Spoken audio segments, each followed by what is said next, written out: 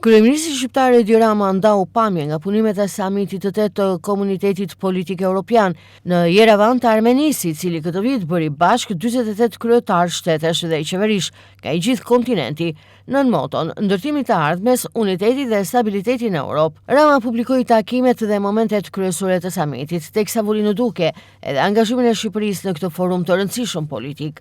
Kreu i qeverisë shqiptare theksoi se Shqipëria është dëgjuar me vëmendje dhe respekt gjatë diskutimeve në samit.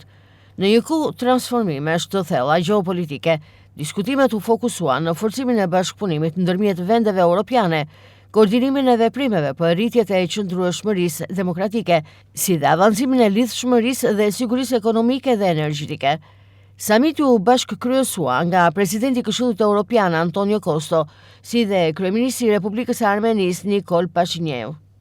Pjesëmarrja në këtë samit konfirmon angazhimin e Shqipërisë për të qenë një aktor aktiv në diskutimet strategjike europiane për të kontribuar në ndërtimin e një Europe më të qëndrueshme, të sigurt dhe të bashkuar.